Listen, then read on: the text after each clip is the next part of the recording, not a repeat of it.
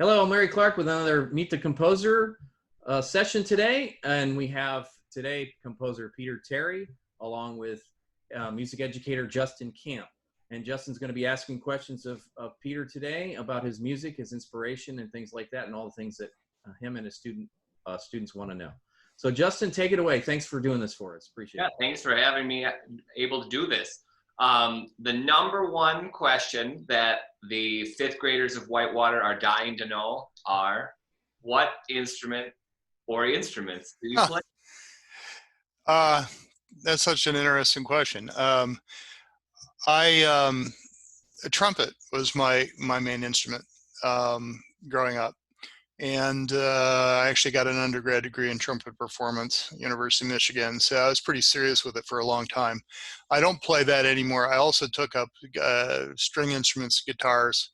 So guitar and bass and ukulele are really what I've been playing, as you can see in the background, is what I play these days. And I would claim piano, but my wife would be really quick to chime in that I'm the world's worst pianist. So I don't claim that one.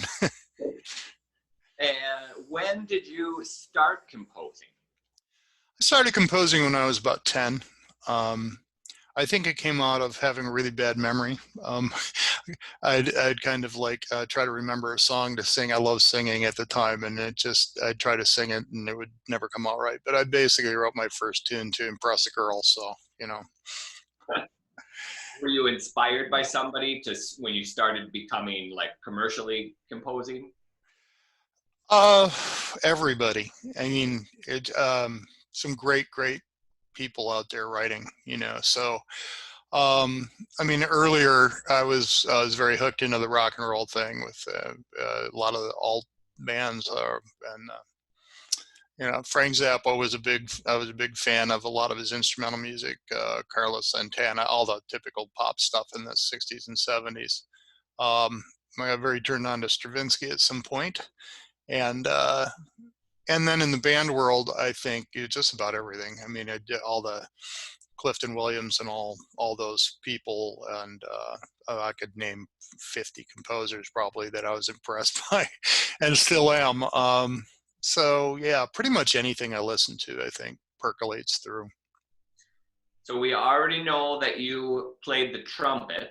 Mm-hmm. With your musical background before you became a famous composer.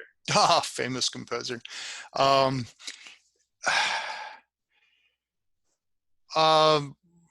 Really, sorry, could you repeat the question? I just got lost in my own head there for a second. What was your musical background before you became the famous composer? Oh, I mean, I played a lot of pickup gigs, you know, played in the Lansing Symphony as an extra for a while, did some recording stuff, played in bands. My wife and I did a big electronic music thing. I was very into that for a long period of time, and that's basically what I taught at the college level for quite a while, that music theory and composition. Yeah, I would say just real diverse. I sang in church choirs a long time. I kind of had to as a kid, got out of it. And then in college, a roommate convinced me that my ear training would really benefit from singing in a choir. So I started singing in choirs then. And I've done that until we moved here, which we were going to get started, but right now, this all hit about the same time we decided to go back and hit the choir thing again. So we'll have to wait for that to happen. So I think I've got a kid that's into superheroes, because their question was, are you a teacher by day and a composer? I am okay, so I taught at the college level for 31 years. Then my wife is the chair of the music department down here at Murray State University. And so we moved down here, and I thought I was going to teach in the music department. It turns out I can't work in the same department my wife is the boss of. So with all of the computer background and computer music background, I'd done a lot of administration at the college level in my previous job. I am not really a teacher at all anymore. I am one of the directors of IT on campus. So I'm the Zoom guy, among other things. Yeah, which has become like quite a skill over the past couple months. Yeah, so the answer is yeah.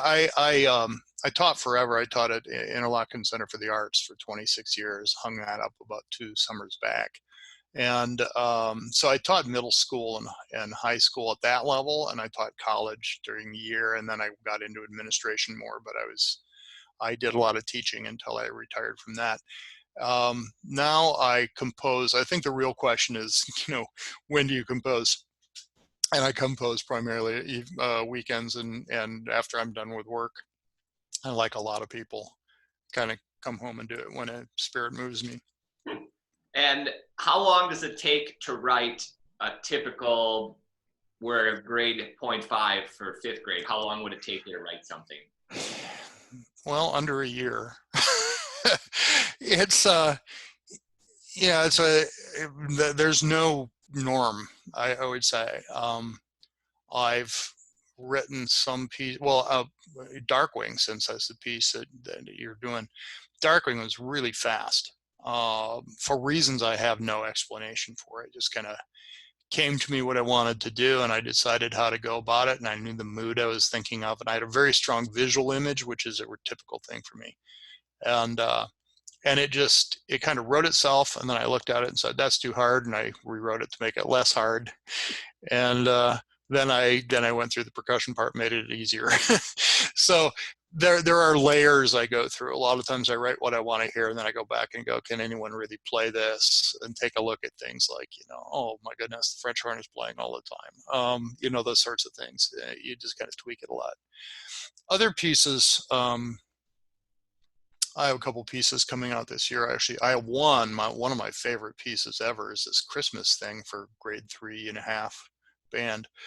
I wrote it as a piano piece. There are 2 separate piano. I used to do a lot of hymn arranging for my wife for church, and we kind of knock them out. Some of them were really good and some of them weren't, but we had a number of CDs of the ones that we liked the best.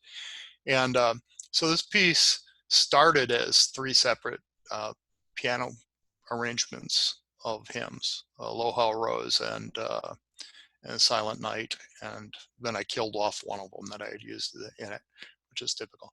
And so that was written like 21 years ago, and then I arranged it like 9 years ago, and it was sprawling and not very tight, and I couldn't get anywhere with it, so I just tossed it aside. And then last year I sat down and thought, there's some really good things in there. I would really like to do something with that. And I went in and listened to it and thought, this is really awful.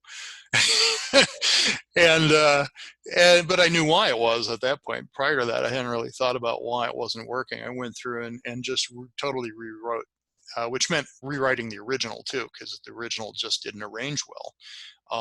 And wow, I was, really pleased with it when it was done. And so that's probably the longest evolution of a piece ever, is like 21 years, as doesn't happen very often. But I lay things aside a lot, and every now and then I pull stuff out and look at it and go, nope, no hope. That one's not going anywhere.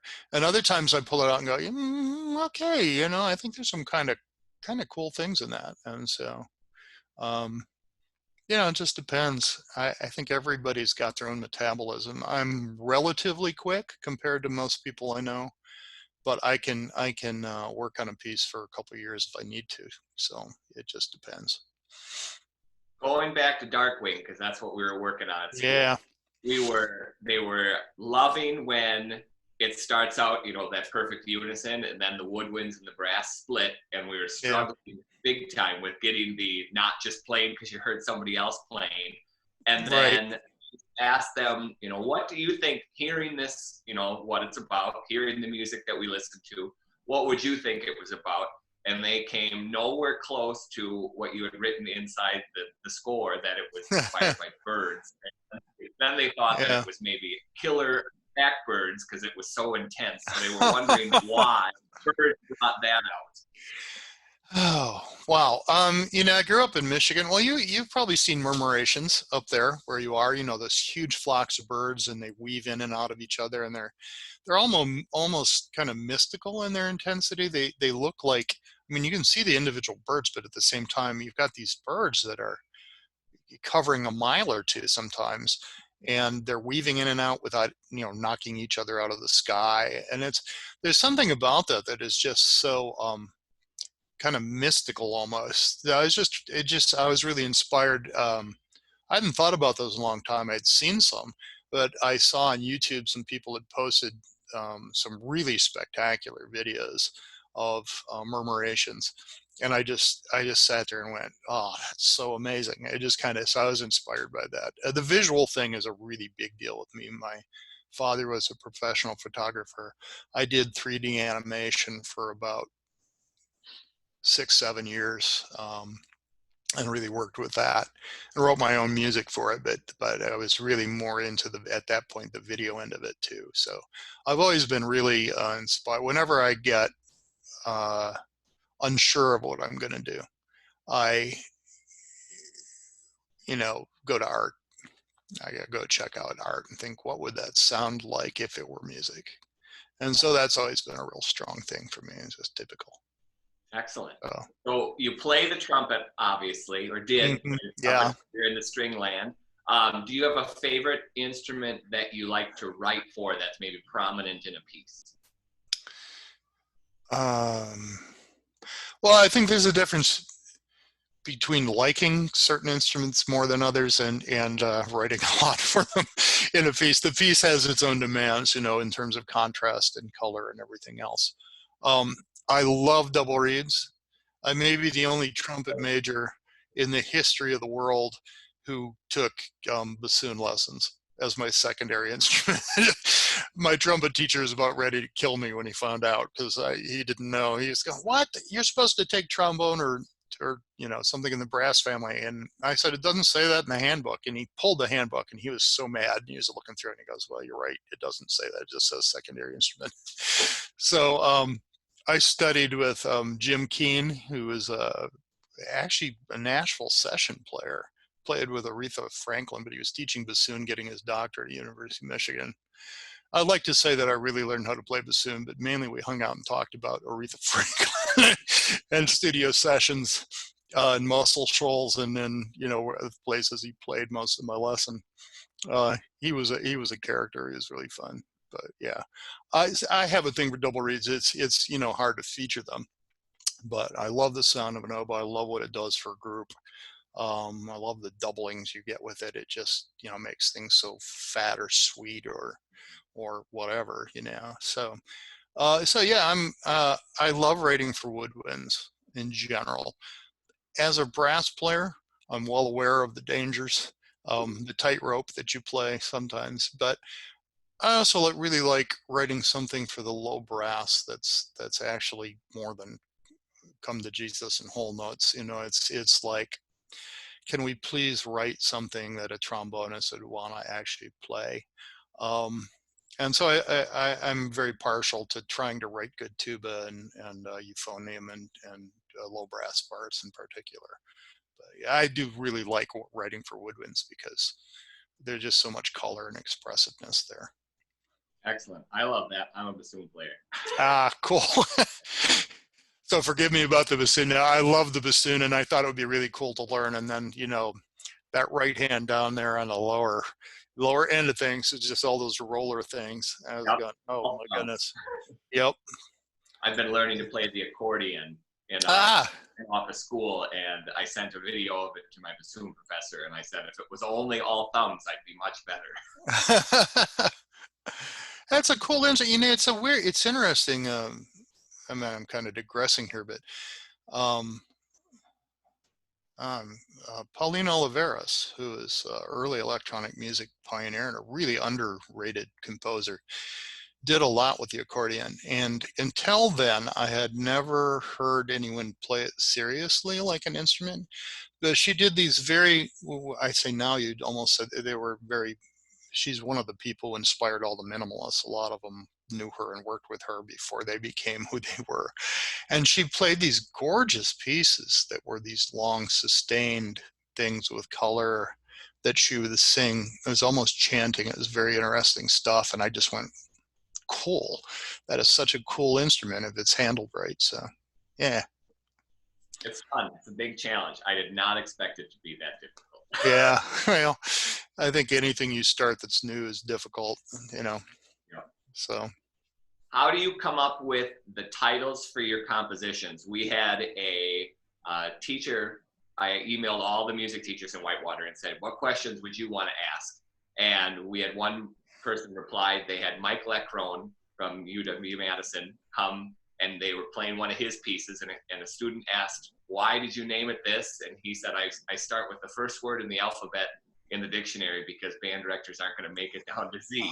So why do you come up with titles for your composers?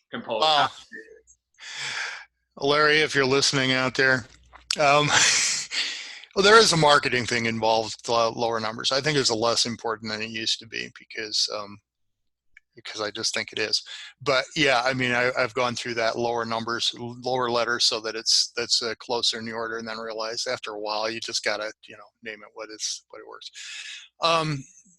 It's rare for me to know a title before I start.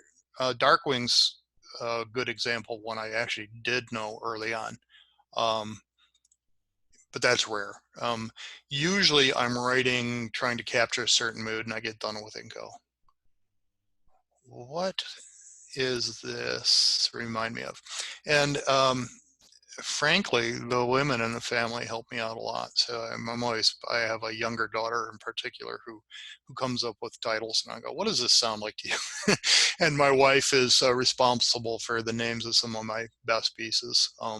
Also play it for her, and she'll say, I go, what do you think? It sounds kind of Western to me. She'll go, I hear a pack of wild horses running through, Monument Valley. And I go, perfect, wild horses. Then later go, oh, Rolling Stones, what was I thinking? But but nonetheless, titles are hard. Before I used to write much more abstract music, in a much more 21st century sort of, avant-garde thing. And I use a lot of poetic titles, but you just, you can't really call a grade 0.5 band piece, a sky of almost infinite shadow. It just doesn't work, kind of like people are going to look at you like, what is wrong with you?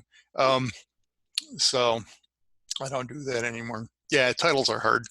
I mean, I totally empathize. I've got one right now, a piece I've finished up where I didn't want it to sound like it was a pandemic piece, and it really isn't. And I didn't want it to sound like I was writing one of those, let's be inspired pieces. So I kind of rejected about 50 titles, and I think I finally got one, but it can be difficult. And sometimes you send it into your editor and they just go, no, no, not that. No, can't do that. But the biggest thing is you come up with the title you like, and then you have to go search and see how many pieces are already called that. And, sometimes you come up with a title, this is a perfect title. And then you find out there are 40 other people who thought it was a great title because there's variations, so thank God for online. Yeah. But yeah, I can't have too many pieces that all start with the letter A anymore. So I'm branching out. I liked one-word titles for a long time too, but after a while, you've worn them all out. You can't find any more. So. And I think the last one that came from the kids were, where is it on my list here? You talked about your the piano hymns, the Christmas one that you started working on 21 years ago. But right. What would be your favorite piece that you've ever written of all time? Oh my.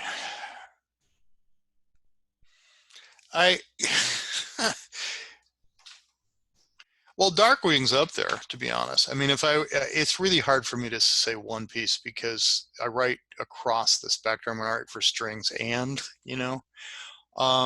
so, I mean, I've got 3 or 4, if you don't mind, if you indulge me for a second. Darkwing is probably my favorite, grade 0.5. It just really captured what I was going for. And it has just a different feel than most grade 0.5 pieces do, And considering grade point 5 is typically 6 notes, and I think I only used 5 in Darkwing. I'm kind of amazed it stands up as well as it does. You know, sometimes you get done and you go, wow, that doesn't sound, I've played it for people, and I go, hey, tell me about it. And they go, oh, it's really cool, you know, and I say, well, how many notes? And they go, I don't, I don't know. And I go, 5? And they go, no. I go, yeah, really, 5. So, but you know, I'm a big fan of some of the Stravinsky string orchestra pieces he wrote. I mean, those four pieces for string orchestra all have like 4 or 5 notes sometimes in the whole movement. So, I mean, you can do it. Sorry, I digress. I like Golden Dawn a lot. It's grade 1. It's one of my favorite pieces ever that I wrote a couple years ago. Getting into the more advanced stuff. One of my favorite pieces, just from a musical standpoint, is a grade 1.5, I think, or 2, a certain Slant of Light. It hasn't sold real well, but it's one of my favorite pieces. It's a very personal piece. And then Wild Horses is probably the one. It seems to be the one. It's a grade 3 that my family, whenever I come up with a new piece, my sister and brother-in-law and everybody, you know, so they're like, oh yeah, I really like this piece. I don't like it as much as as Wild Horses, but you know, I get it. It's fine. I don't complain about the fact that people like that piece, but they tend to really like that piece. So I'm really pleased with that. So I mean, the answer is I don't know. Last piece I wrote, but I do have, those are the 4 that really stand out for me as being just pieces where I felt, and I've got a string orchestra piece, grade 4, which is probably the hardest one I've got published. And the name of it eludes me right now, which is terrible. Isn't that awful? I'll think of it, but I probably won't think of it right now unless I run over to my bookshelf and look at the score. But I really like it, so you know, I can't think of what the name of it is, unfortunately.